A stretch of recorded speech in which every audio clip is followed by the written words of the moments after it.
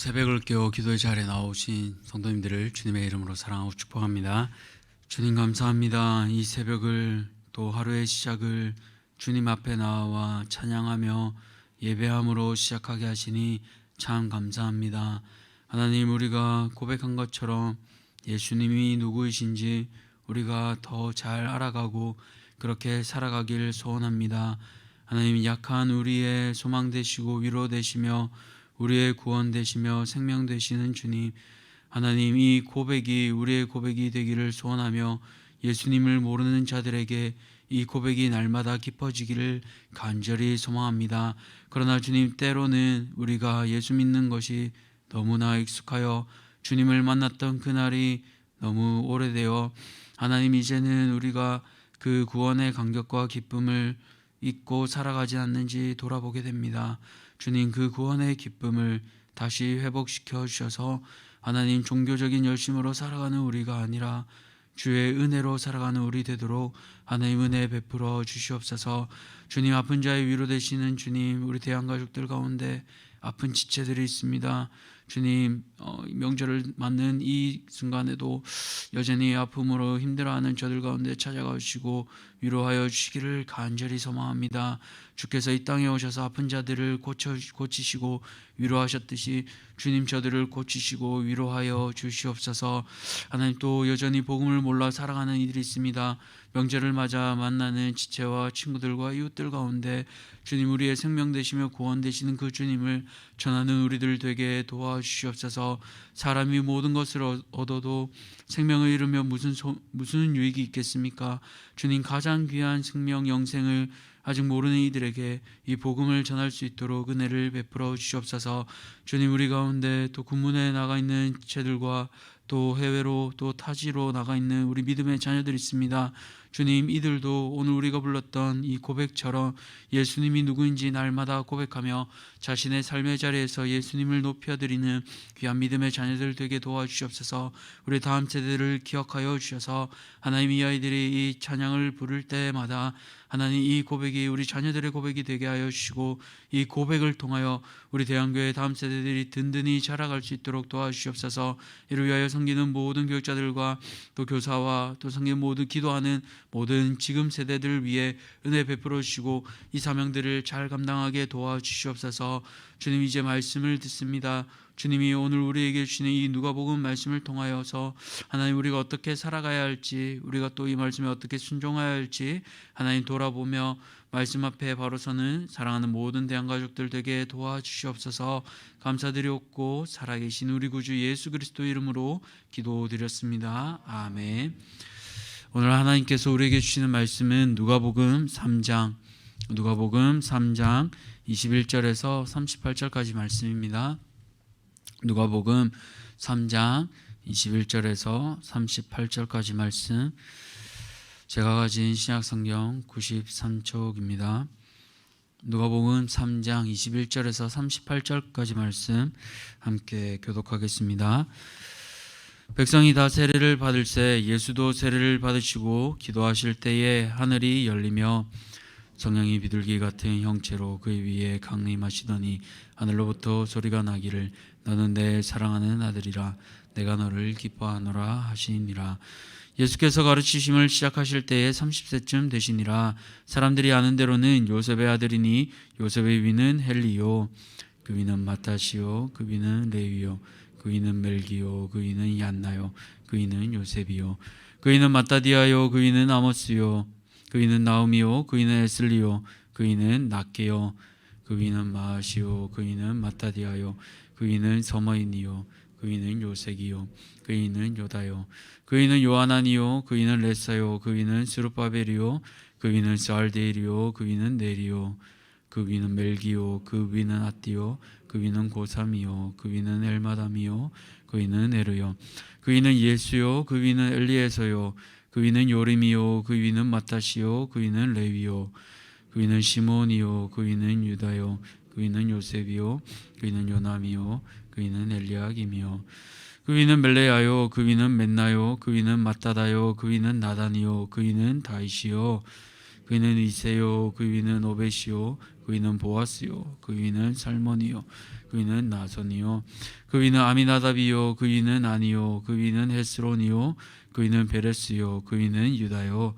그 위는 야곱이요. 그 위는 이삭이요. 그 위는 아브라함이요. 그 위는 데라요. 그 위는 나홀이요.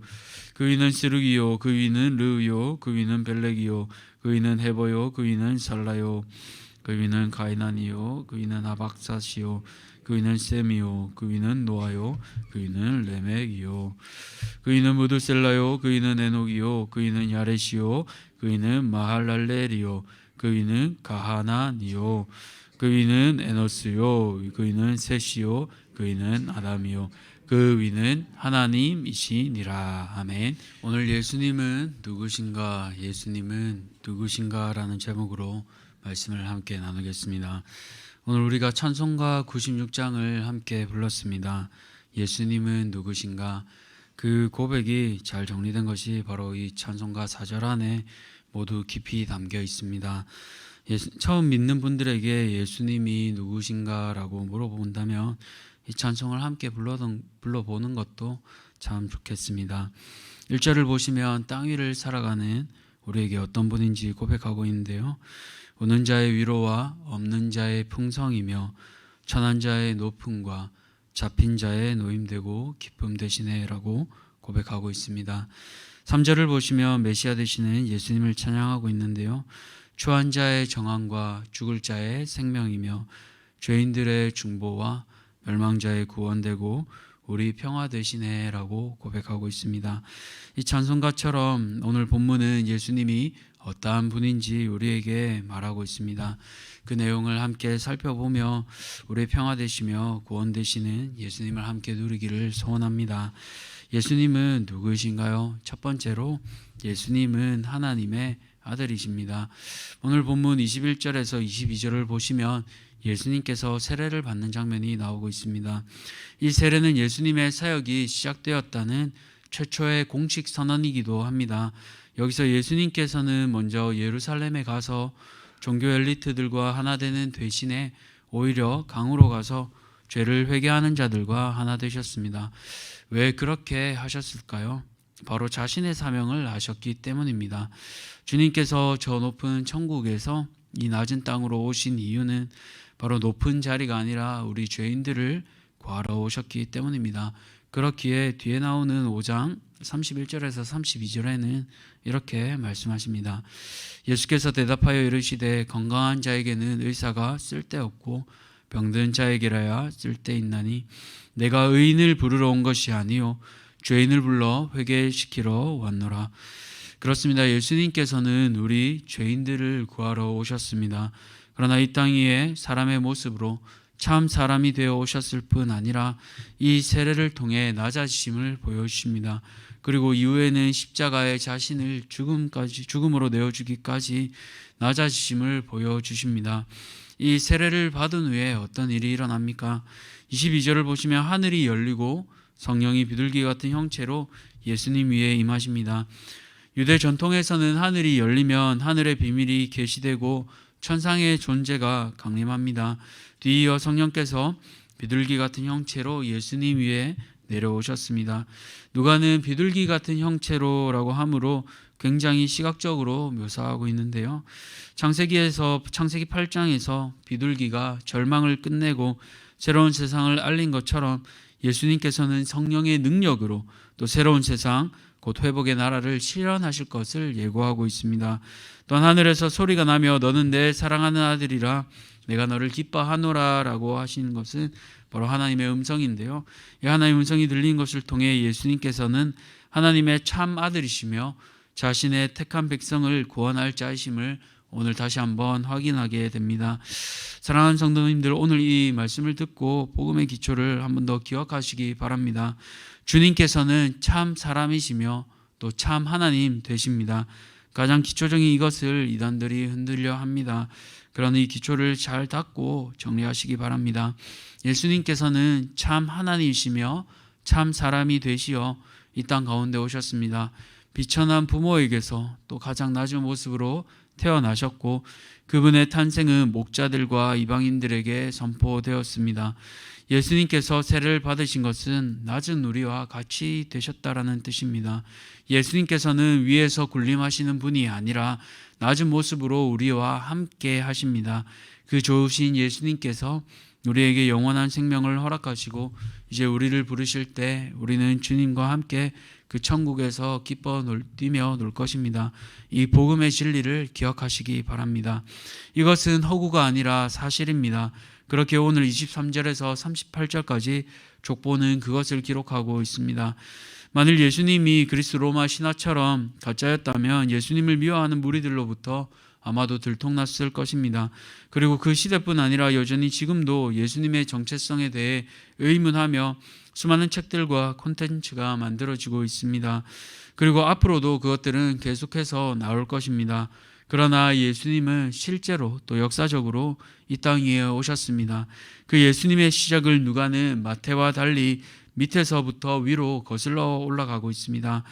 마태는 유대인의 왕으로 오신 예수님을 강조하기 위해 믿음의 조상 아브라함과 또 위대한 왕인 다윗을 계보에 포함하며 예수님이 모든 유대인들과 연결됨을 강조했습니다. 그러나 누가는 반대로 이방인들에게 이 누가복음을 기록했기 때문에 예수님을 소개하며 일부러 다윗을 오늘 족보에서 빼고 있습니다. 그리고 거슬러 아담까지 올라가며 예수님께서 모든 인류와 연결됨을 강조합니다. 즉 예수님께서는 온 세상을 구원하시는 메시아임을 이방인들에게 선포하고 있는 것입니다. 이제는 그 족보 밑에 누구의 이름이 기록되고 있습니까? 바로 우리의 이름이 기록되고 있습니다. 아무런 연결고리가 없던 이방인인 우리도 이제는 저 천국의 생명책에 이름이 쓰여져 있습니다. 그렇게 우리는 죽음을 두려워하는 것이 아니라 저 영원한 하나님 나라를 소망하며 이 땅에서 맡겨주신 사명을 감당하는 것입니다.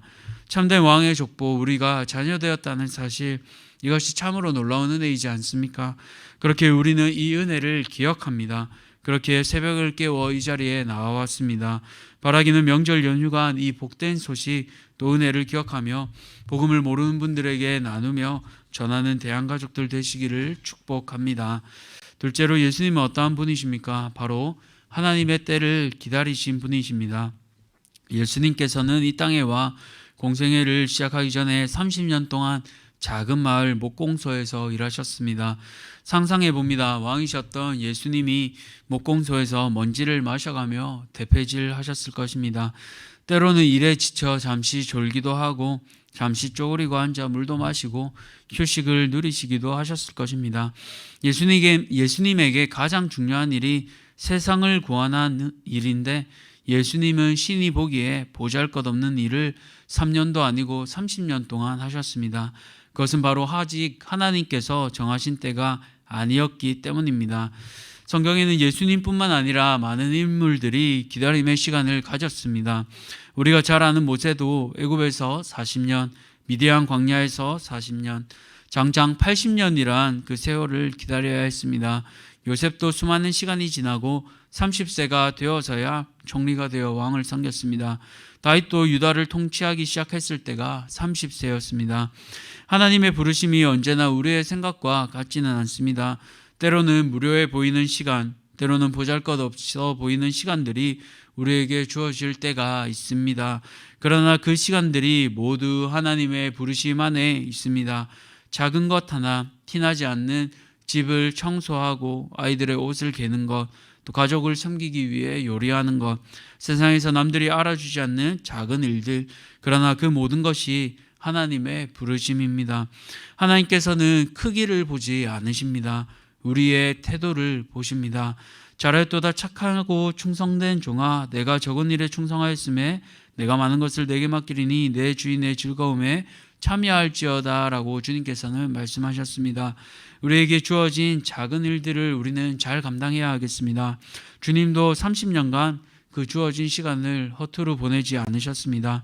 자녀로서 또 형제로서 예수님께서는 해야 할 일들을 잘 감당하셨습니다.